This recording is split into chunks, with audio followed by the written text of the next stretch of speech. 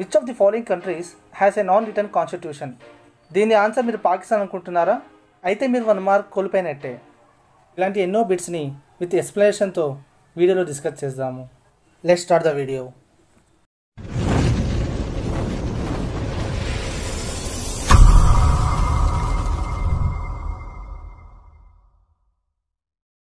Hello everyone, welcome to our channel JP study circle. నేను మీ జమాల్. ఈరోజు మనం making of constitution, the preamble of India మరియు schedules of India topics నుండి కొన్ని ఇంపార్టెంట్ బిట్స్ని డిస్కస్ చేస్తూ వాటిని ఎక్స్ప్లెయిన్ చేసుకుంటూ వెళ్దాము. The constitution of India was constituted in the scheme of, మన ఇండియన్ కాన్స్టిట్యూషన్ మనకు ఏ స్కీమ్ ద్వారా అమల్లోకి వచ్చింది? వేవల్ ప్లానా, క్రిప్స్ మిషనా, ఆగస్ట్ ఆఫరా, క్యాబినెట్ మిషనా? ఈ బిట్కి answer cabinet mission. Cabinet mission మనకు 1946లో వచ్చింది. యాక్చువల్లీ మనకు ఇండియన్ కాన్స్టిట్యూషన్ని 1928లోనే మోతీలాల్ నెహ్రూ గారు మన కాన్స్టిట్యూషన్ యొక్క ఫ్రేమ్వర్క్ని డిజైన్ చేశారు. ఈ ఫ్రేమ్వర్క్నే మనము నెహ్రూ రిపోర్ట్ అంటాము. తర్వాత 1934లో ఎంఎన్ రాయ్ గారు మన ఇండియాకి ఒక సొంత కాన్స్టిట్యూషన్ అసెంబ్లీ ఉండాలి, ఆ అసెంబ్లీతోనే మనం మన కాన్స్టిట్యూషన్ రెడీ చేసుకోవాలి అని సజెస్ట్ చేశారు. అలా సజెస్ట్ చేసిన తర్వాత 1946లో మనకు క్యాబినెట్ మిషన్ ద్వారా కాన్స్టిట్యూషన్ అసెంబ్లీ మనకు రెడీ అయ్యింది. మనకు వేవెల్ ప్లాన్ 1945లో వచ్చింది. నెక్స్ట్ క్రిప్స్ మిషన్ మనకు 1942లో వచ్చింది. నెక్స్ట్ ఆగస్ట్ ఆఫర్ 1940లో వచ్చింది. ఇయర్స్ చాలా ఇంపార్టెంట్, ఇవి మనకు హిస్టరీలోనే అడగచ్చు.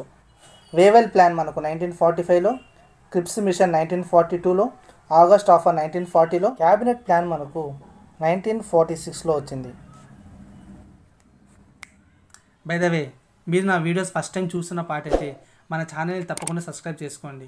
మనం ఆల్రెడీ కాంపిటేటివ్ ఎగ్జామ్స్కి వచ్చే చాలా టాపిక్స్ని ఇన్ డీటెయిల్గా డిస్కస్ చేశాము.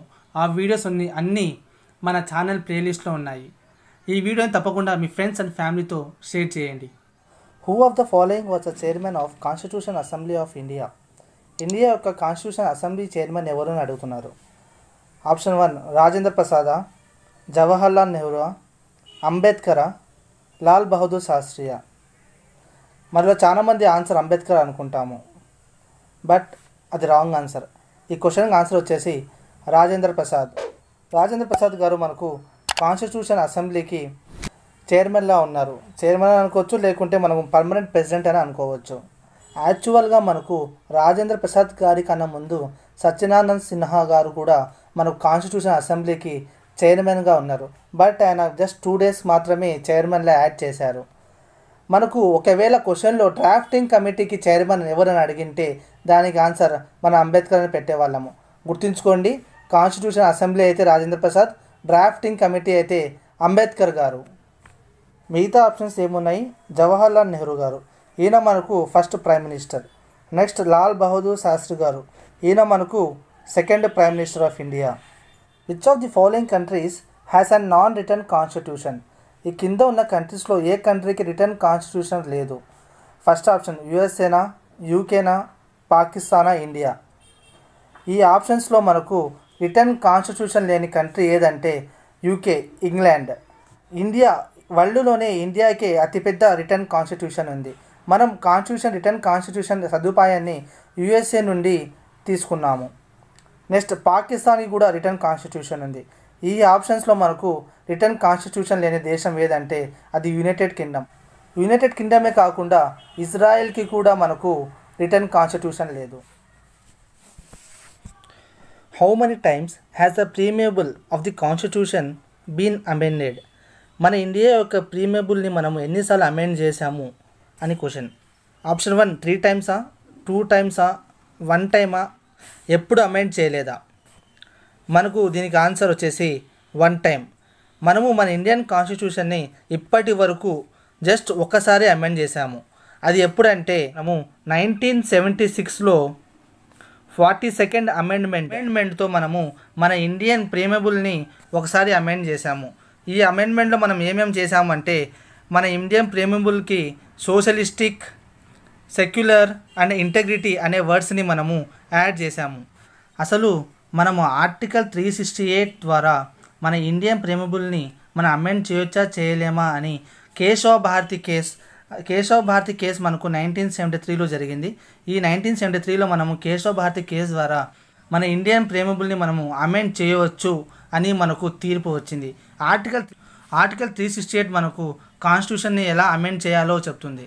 ఈ కేశవ భారతి కేసులో మనకు తీర్పు ఏమొచ్చిందంటే ఈ ప్రీమబుల్ అనేది మన ఇండియన్ కాన్స్టిట్యూషన్లో భాగమే కాబట్టి మనం ఈ ప్రీమబుల్ని అమెండ్ చేయొచ్చు అని తీర్పు వచ్చింది. ఆ అమెండ్మెంట్ ఎలా ఉండాలి అంటే మన ప్రీమబుల్ యొక్క ఫ్రేమ్ వర్క్ని, అంటే మనము కొన్ని బౌండరీస్ చేసుకుంటాం కదా, ఆ బౌండరీస్ దాటి ఏ అమెండ్మెంట్ ఉండకూడదు అని అప్పుడే మనకు తీర్పు వచ్చింది. Which of the following terms is not used in the preamble of constitution? ఈ కింద ఉన్న పదాలలో మన ప్రీమబుల్లో లేని పదాలు ఏవి అని అడుగుతున్నాడు. సోవరీనా, సోషలిస్టా, సెక్యులరా, యూనియనా? సోవరీన్, సోషలిస్ట్, సెక్యులర్ ఈ మూడు మనకు ప్రీమబుల్లో ఉన్న పదాలే. మనకు మన ప్రీమబుల్లో యూనియన్ అనే పదం లేదు. సో ఈ క్వశ్చన్కి ఆన్సర్ యూనియన్. మన ప్రీమబుల్లో ఏమేమి ఉన్నాయి అంటే sovereign, socialistic, secular, democratic and republic అనే పదాలు ఉన్నాయి. Each of the following years fundamental duties of Indian citizens were inserted into constitution? మనకు ఏ ఇయర్లో ఫండమెంటల్ డ్యూటీస్ని మన కాన్స్టిట్యూషన్లో జతపరిచారు అని అడుగుతున్నాడు. 1952లోనా, 1976లోనా, 1979లోనా, 1981లోనా? ఈ క్వశ్చన్కి కరెక్ట్ ఆన్సర్ మనకు 1976. 1976లో మనము ఫండమెంటల్ డ్యూటీస్ని మన ఇండియన్ కాన్స్టిట్యూషన్లోకి యాడ్ చేశాము. ఈ ఫండమెంటల్ డ్యూటీస్ని మనము 42nd అమెండ్మెంట్ ద్వారా మన ఇండియన్ కాన్స్టిట్యూషన్లోకి యాడ్ చేశాము. మనకు 42nd అమెండ్మెంట్లో మనం ఏం చేసాము అంటే ఆల్రెడీ మన ప్రీమేబుల్లో సోషలిస్టిక్, సెక్యులర్ అండ్ ఇంటెగ్రిటీ అనే వర్డ్స్ని యాడ్ చేశాము. అదే కాకుండా ఫండమెంటల్ డ్యూటీస్ని కూడా మనము 1976లో మన కాన్స్టిట్యూషన్లోకి యాడ్ చేశాము. ఈ 42nd అమెండ్మెంట్ మనకు చాలా చేంజెస్ తెచ్చింది కాబట్టి దీన్ని మనము మినీ కాన్స్టిట్యూషన్ అని కూడా పిలుస్తాము. గుర్తుపెట్టుకోండి, 42nd అమెండ్మెంట్ని మనము మినీ కాన్స్టిట్యూషన్ అని కూడా అంటాము. Who was the adviser to constituent assembly in India? India యొక్క కాన్స్టిట్యూషనల్ అసెంబ్లీకి అడ్వైజర్గా ఎవరు ఉన్నారు అని అడుగుతున్నారు. ఫస్ట్ ఆప్షన్ రాజేంద్ర ప్రసాదా, సెకండ్ అంబేద్కరా, బిఎన్ రావు గారా, మున్షి గారా? ఈ క్వశ్చన్ కరెక్ట్ ఆన్సర్ మనకు బిఎన్ రావు గారు. బిఎన్ రావు గారు మనకు మన ఇండియన్ కాన్స్టిట్యూషన్ అసెంబ్లీకి అడ్వైజర్లో ఉన్నారు. ఇలా అడ్వైజర్గా ఉన్న తర్వాత ఆయన ఇంటర్నేషనల్ కోర్టులో కూడా పర్మనెంట్ జడ్జిగా ఉన్నారు. మిగతా ఆప్షన్స్ కూడా చూద్దాము. రాజేంద్ర ప్రసాద్ గారు మనకు కాన్స్టిట్యూషన్ అసెంబ్లీకి చైర్మన్గా ఉన్నారు. నెక్స్ట్ డాక్టర్ అంబేద్కర్ గారు మనకు డ్రాఫ్టింగ్ కమిటీకి చైర్మన్లా ఉన్నారు. బిఎన్ రావు గారు మనకు అడ్వైజర్లో ఉన్నారు. మున్షి గారు మనకు మన డ్రాఫ్టింగ్ కమిటీలో ఒక మెంబర్లా ఉన్నారు. మన ఇండియన్ కాన్స్టిట్యూషన్ తయారు చేయడానికి మనకు దాదాపు 3 years పట్టింది. దాన్ని మనం ఇంకా పర్ఫెక్ట్గా అనుకోవాలంటే 2 years, 11 months అండ్ 18 days పట్టింది మన కాన్స్టిట్యూషన్ తయారు చేయడానికి. ఈ బిట్ చాలా important bit. Which of the following constitutional amendments is known as mini constitution? మనం ఇందాక డిస్కస్ చేసాము. మనము 42nd కాన్స్టిట్యూషనల్ అమెండ్మెంట్ యాక్ట్ని మనము మినీ కాన్స్టిట్యూషన్ చెప్తాము అని. ఎందుకంటే ఇందులో మనం చాలా ఎక్కువ చేంజెస్ చేసాము. అలా ఎలాంటివి అంటే ఫండమెంటల్ డ్యూటీస్ని యాడ్ చేసాము, ఇంకా మనకు మన ప్రీమేబుల్ని అమెండ్ చేసాము. సో ఇలా చాలా చేసాము కాబట్టి దీన్ని మనము మినీ కాన్స్టిట్యూషన్ అని చెప్తాము. 7th కాన్స్టిట్యూషన్ అమెండ్మెంట్లో మనం ముఖ్యంగా ఏం చేసాము అంటే లాంగ్వేజ్ బేస్ మీద మనం స్టేట్స్ని రీఆర్గనైజ్ చేయొచ్చు అని అమెండ్ చేసాము. 44th కాన్స్టిట్యూషనల్ అమెండ్మెంట్లో మనం ఏం చేసాము అంటే రైట్ టు ప్రాపర్టీని మనము ఫండమెంటల్ రైట్స్ నుండి తీసేసాము. సో ఈ క్వశ్చన్కి ఆన్సర్ మనకు 42nd amendment. In India single citizenship has been taken from which country? ఒకే దేశ సిటిజన్షిప్ ఉండాలి అని మనం ఏ కంట్రీ నుంచి తీసుకున్నాము? యుఎస్ఏనా, రష్యానా, ఇంగ్లాండా, ఫ్రాన్సా? మనము ఒకే దేశ పౌరసత్వం ఉండాలి అని మనము ఇంగ్లాండ్ నుండి తీసుకున్నాము. మనం ఇంగ్లాండ్ నుండి ఇంకా చాలా ఇంపార్టెంట్ ఫీచర్స్ని తీసుకున్నాము. అవి ఎలాంటివి అంటే పార్లమెంట్ సిస్టమ్ ఉండాలి, సింగిల్ సిటిజన్షిప్ ఉండాలి, ఇంకా మనకు లోక్సభలో స్పీకర్ ఉండాలి, ఇంకా మనకు లోయర్ హౌస్ అనేది అప్పర్ హౌస్ కన్నా మోర్ పవర్ఫుల్ అయి ఉండాలి, ఇంకా మనకు బై క్యామరల్ పార్లమెంట్ ఉండాలి. అంటే పార్లమెంట్లో మనకు 2 parts ఉండాలి, అంటే లోక్సభ, రాజ్యసభ అని. ఇంకా యూఎస్ఏ నుండి మనం ఏం తీసుకున్నాము అంటే రిటర్న్ కాన్స్టిట్యూషన్ ఉండాలి. ఇంకా వచ్చేసి మనకు ఫండమెంటల్ రైట్స్, ఇది ఇంపార్టెంట్, ఫండమెంటల్ రైట్స్ అనేవి మనము యూఎస్ఏ నుండి తీసుకున్నాము. వైస్ ప్రెసిడెంట్ని మనము ఎలా అపాయింట్ చేయాలి అని కూడా మనము యూఎస్ఏ నుండి తీసుకున్నాము. ఇలా మనం యూఎస్ఏ నుండి కూడా చాలా తీసుకున్నాము. బట్ మ్యాక్సిమం ఫీచర్స్ తీసుకుంది మాత్రం మనము ఇంగ్లాండ్ నుండే. ఇంకా రష్యా నుండి ఏం తీసుకున్నామంటే, రష్యా కన్నా మనకు యుఎస్ఎస్ఆర్ నుండి, రష్యా మనకు డివైడ్ కానప్పుడు మనం దాన్ని యుఎస్ఎస్ఆర్ అని పిలిచేవాళ్ళము. ఈ యుఎస్ఎస్ఆర్ నుండి మనము ఫండమెంటల్ డ్యూటీస్ని, ఇది కూడా చాలా ఇంపార్టెంట్ బిట్, ఫండమెంటల్ డ్యూటీస్ని మనము యుఎస్ఎస్ఆర్ నుండి తీసుకున్నాము. ఈ ఫండమెంటల్ డ్యూటీసే కాకుండా మనము 5 ఇయర్ ప్లాన్స్, ప్రతి 5 సంవత్సరాలకు మనము ఒక 5 ఇయర్ ప్లాన్ని మనం అమలు చేస్తాము కదా, ఈ 5 ఇయర్ ప్లాన్స్ ఫీచర్ని మనము యుఎస్ఎస్ఆర్ నుండి తీసుకున్నాము. Who of the following was not the member of drafting committee of the constitution? మనకు డ్రాఫ్టింగ్ కమిటీలో మెంబర్ కాని వ్యక్తి ఎవరైనా అడుగుతున్నారు. అంబేద్కరా, కృష్ణస్వామియా, గోపాలస్వామి అయ్యంగారా, రాజేంద్ర ప్రసాద? మనకు అంబేద్కర్ గారు వచ్చేసి ఈ డ్రాఫ్టింగ్ కమిటీకి చైర్మన్గా యాడ్ చేశారు. నెక్స్ట్ కృష్ణస్వామి గారు, అయ్యంగార్ గారు ఇద్దరు ఈ డ్రాఫ్టింగ్ కమిటీలో మెంబర్సే. మనకు మిగిలింది రాజేంద్ర ప్రసాద్ గారు. ఈయన వచ్చేసి మనకు కాన్స్టిట్యూషన్ అసెంబ్లీకి చైర్మనే కానీ ఈయన డ్రాఫ్టింగ్ కమిటీలో మెంబర్ కాదు. సో ఈ క్వశ్చన్కి ఆన్సర్ మనకు రాజేంద్ర ప్రసాద్. మనకు అంబేద్కర్, కృష్ణస్వామి, ఇంకా గోపాలస్వామి అయ్యంగార్ ఈ ముగ్గురే కాకుండా ఇంకా డ్రాఫ్టింగ్ కమిటీలో మెంబర్స్ ఎవరున్నారు అంటే మున్షి, మొహమ్మద్ షాదుల్లా, మాధవరావు, ఇంకా వచ్చేసి కృష్ణమాచారి గారు. వీళ్ళందరూ మనకు ఈ డ్రాఫ్టింగ్ కమిటీలో మెంబర్స్. ఇంకా మనకి ఇంకో ఇంపార్టెంట్ బిట్ ఏంటంటే, మనకు మన ఇండియన్ కాన్స్టిట్యూషన్ని 284 మెంబర్స్ సైన్ చేసి మన ఇండియన్ కాన్స్టిట్యూషన్ని అమలు పరిచారు. అప్పుడు యాక్చువల్లీ మనకు పార్లమెంట్లో, తాత్కాలిక పార్లమెంట్లో మనకు 296 మెంబర్స్ ఉన్నారు. ఈ 296 మెంబర్స్లో మనకు ఈ 284 మెంబర్స్ సైన్ చేశారు. From which country we have taken the provision of judicial review? Judicial review మనం ఏ కంట్రీ నుండి తీసుకున్నాము?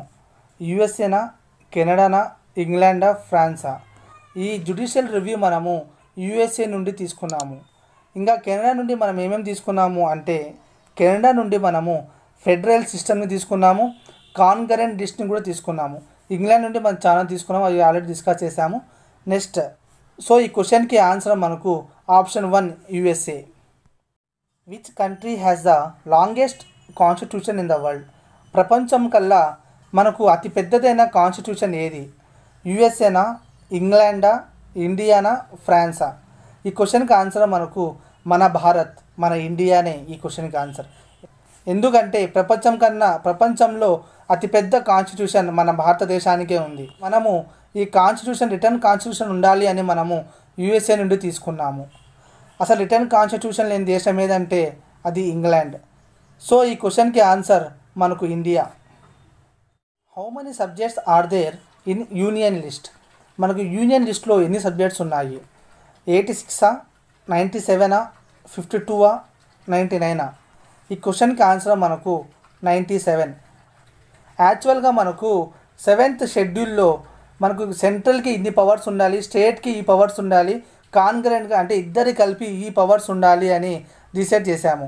అలా 7th షెడ్యూల్లో మనము యూనియన్కి 100 సబ్జెక్ట్స్ ఉండాలి అనుకున్నాము. కానీ ఒరిజినల్గా మనకు ఉండేది 97 సబ్జెక్ట్స్ మాత్రమే. ఇంకా స్టేట్ లిస్ట్లో మనకు యాక్చువల్గా 100 ఉండాలి అనుకున్నాము. కానీ మనకు ఒరిజినల్గా ఉండేది 66 సబ్జెక్ట్స్ మాత్రమే. ఇది కూడా ఇంపార్టెంట్ బిట్. ఒకవేళ మనకు యూనియన్ లిస్ట్ అంటే 97 ఒరిజినల్గా ఉండేది, అదే మనకు స్టేట్ లిస్ట్ అయితే 66 సబ్జెక్ట్స్ ఉండాలి. ఒకవేళ మనకు కాన్కరెంట్ లిస్ట్ అంటే, ఈ కాన్కరెంట్ లిస్ట్ అంటే ఇద్దరి కలిపి మనకు ఎన్ని పవర్స్ ఉండాలి అంటే 52 సబ్జెక్ట్స్ ఉండాలి. ఈ 52 సబ్జెక్ట్స్లో మనకు ఒరిజినల్గా ఉండేది 47 సబ్జెక్ట్స్ మాత్రమే ఉన్నాయి. ఈ కాన్కరెంట్ లిస్ట్ మనము మన కాన్స్టిట్యూషన్లో ఉండాలి అని మనము ఏ దేశం నుండి తీసుకున్నాము అంటే ఆస్ట్రేలియా నుండి తీసుకున్నాము. ఆస్ట్రేలియా నుండి మనము కాన్కరెంట్ లిస్ట్ ఉండాలి అని తీసుకున్నాము. From which country India borrowed emergency provisions? మన భారతదేశము ఎమర్జెన్సీ ప్రొవిజన్స్ని ఏ కంట్రీ నుండి తీసుకున్నాము అని అడుగుతున్నాడు. యుఎస్ఏనా, జపానా, రష్యానా, జర్మనీనా? ఈ క్వశ్చన్కి ఆన్సర్ మనకు జర్మనీ నుండి మనము ఎమర్జెన్సీ ప్రొవిజన్స్ని, అలాగే ఈ ఎమర్జెన్సీ ప్రొవిజన్స్ ఎఫెక్ట్ మనకు ఫండమెంటల్ రైట్స్ మీద ఏ విధంగా ఉండాలో కూడా మనం జర్మనీ నుండి తీసుకున్నాము. జపాన్ నుండి మనము సుప్రీంకోర్టు మనకు ఏ లా మీద పని చేయాలో అని తీసుకున్నాము. రష్యా నుండి అనగా యుఎస్ఎస్ఆర్ నుండి మనము ఫండమెంటల్ డ్యూటీస్ని 5 years ప్లాన్స్ని కూడా తీసుకున్నాము. సో ఈ క్వశ్చన్కి ఆన్సర్ మనకు Germany. Originally India has how many articles అంటే మనము కాన్స్టిట్యూషన్ రాసుకున్నప్పుడు ఇండియాలో ఎన్ని ఆర్టికల్స్ ఉన్నాయని అడుగుతున్నాడు. 200, 360, 395, 260. ఈ క్వశ్చన్కి ఆన్సర్ మనకు 295 ఆర్టికల్స్. మనము కాన్స్టిట్యూషన్ ముందుగా రాసుకున్నప్పుడు మనకు 395 ఆర్టికల్స్ మరియు 8 షెడ్యూల్స్ని మనము రాసుకున్నాము. తర్వాత కాలం మారే కొద్దీ మనకు అవసరానికి తగ్గట్టు మనము ఆర్టికల్స్ని మనము యాడ్ చేసుకుంటూ వెళ్ళాము. ఆర్టికల్స్తో పాటు షెడ్యూల్స్ కూడా మనము యాడ్ చేసుకుంటూ వెళ్ళాము. ప్రస్తుతము మనకు 465+ ఆర్టికల్స్ ఉన్నాయి. ఎన్ని? 465+ ఆర్టికల్స్ ఉన్నాయి. షెడ్యూల్స్ వచ్చేసి మనకు ప్రస్తుతము 12 షెడ్యూల్స్ ఉన్నాయి. Right to property is added to with schedule. Right to property అనేది ఇప్పుడు మనకు ఏ షెడ్యూల్లో ఉందని అడుగుతున్నాడు. 6th షెడ్యూలా, 8th షెడ్యూలా, 9th షెడ్యూలా, 10th షెడ్యూలా? ఈ క్వశ్చన్కి ఆన్సర్ వచ్చేసి మనకు 9th షెడ్యూల్. ఈ 9th షెడ్యూల్ని మనము ఇందాక డిస్కస్ చేసాం కదా. మన కాన్స్టిట్యూషన్ రాసుకునే ముందు మనకు జస్ట్ 8 షెడ్యూల్స్ ఉండేటివి. బట్ ప్రస్తుతం మనకు 12 షెడ్యూల్స్ ఉన్నాయి. ఈ 9th షెడ్యూల్ని మనము ఫస్ట్ అమెండ్మెంట్తో ఈ 9th షెడ్యూల్ని మనము మన షెడ్యూల్స్లోకి యాడ్ చేసాము. ఈ 9th షెడ్యూల్లోనే మనకు రైట్ టు ప్రాపర్టీ ఉంది. ఈ రైట్ టు ప్రాపర్టీ ముందుగా మనకు ఫండమెంటల్ రైట్స్లో ఉండేది. బట్ మనం 44th అమెండ్మెంట్ ద్వారా ఈ రైట్ టు ప్రాపర్టీని మనము ఫండమెంటల్ రైట్స్ని తీసేసి దాన్ని మనం 9th షెడ్యూల్లో యాడ్ చేసాము. ఇంకా మిగతా షెడ్యూల్స్ని డిస్కస్ చేద్దాము. మనకు 6th షెడ్యూల్ అంటే ఏమిటంటే ఈ 6వ షెడ్యూల్లో మనము అస్సాం, మేఘాలయ, త్రిపుర అండ్ మిజోరాం వంటి షెడ్యూల్ ఏరియాస్ని మనము అడ్మినిస్ట్రేషన్ చేయడానికి వెసులుబాటు కల్పిస్తూ ఈ 6వ షెడ్యూల్ని మనము యాడ్ చేసాము. దీన్ని మనము AMTM అని షార్ట్కట్గా గుర్తుపెట్టుకోవచ్చు. AMTMలో ఏ అంటే అస్సాం, M అంటే మేఘాలయ, T అంటే త్రిపుర, M అంటే మిజోరాం. ఈ AMTM రాష్ట్రాలని మనము అడ్మినిస్ట్రేషన్ చేయడానికి ఈ 6వ షెడ్యూల్ మనకు చెప్తుంది. Next 8th schedule. ఈ 8th షెడ్యూల్లో మనకు మన భారతదేశంలో మొత్తము 22 లాంగ్వేజెస్ని మనము గుర్తించాము. ఆ లాంగ్వేజెస్ని ఈ 8th షెడ్యూల్లో మనం డిస్కస్ చేసాము. Which schedule addresses anti defection law? Anti defection law మనకు ఏ షెడ్యూల్లో మనకు చెప్పుకున్నాము. First option 11, 10, 9, 5. ఈ క్వశ్చన్కి ఆన్సర్ మనకు 10th schedule. Option 2 10th schedule. 10th షెడ్యూల్లో మనము యాంటీ డిఫెక్షన్ గురించి చెప్పుకున్నాము. యాంటీ డిఫెక్షన్ ఏమిటంటే మనకు మన పార్లమెంట్ మెంబర్స్ని, స్టేట్ లెజిస్లేచర్ మెంబర్స్ని మనము డిఫెక్షన్ ద్వారా అంటే మనకు ఒక పార్టీ నుండి ఇంకో పార్టీకి జంప్ అయినప్పుడు వాళ్ళని సస్పెండ్ చేస్తాము కదా. అలా ఎలా సస్పెండ్ చేయాలి అనేది ఈ 10th షెడ్యూల్లో మనము డిస్కస్ చేసాము. ఇప్పుడు మిగతా ఆప్షన్స్ని చూద్దాము. 11th schedule. 11th షెడ్యూల్లో మనము విలేజ్ పంచాయతీ గురించి చెప్పుకున్నాము. ఈ 11th షెడ్యూల్ని మనము 73rd అమెండ్మెంట్ ద్వారా యాడ్ చేసాము. Next 9th schedule. ఇందాక 9th షెడ్యూల్లో మనం డిస్కస్ చేసాం కదా. 9th షెడ్యూల్లో మనకు రైట్ టు ప్రాపర్టీని యాడ్ చేసాము. ఈ 9th షెడ్యూల్ని మనము ఫస్ట్ అమెండ్మెంట్ ద్వారా యాడ్ చేసాము. Next 5th schedule. 5th షెడ్యూల్లో మనకు ఏమంటున్నాము అంటే కొన్ని షెడ్యూల్డ్ ఏరియాస్ని, షెడ్యూల్డ్ ట్రైబ్స్ని మనము ఎలా అడ్మినిస్ట్రేషన్ చేయాలో ఈ 5th షెడ్యూల్లో మనము డిస్కస్ చేసాము. ఈ వీడియో నా ఎక్స్ప్లెనేషన్ మీకు నచ్చినట్టయితే వీడియోని లైక్ చేసి షేర్ చేయండి. మీరు నాకు చేసే సపోర్ట్ ఈ వీడియోని షేర్ చేయడమే. మీరు నా ఛానల్ని ఫస్ట్ టైం వచ్చిన పాటితే ఛానల్ తప్పకుండా సబ్స్క్రైబ్ చేయండి. Thank you for watching my video. Next వీడియోలో మనము ఫండమెంటల్ రైట్స్ మీద వచ్చే ఇంపార్టెంట్ బిట్స్ని డిస్కస్ చేద్దాము. Thank you. Until then keep studying. Bye bye.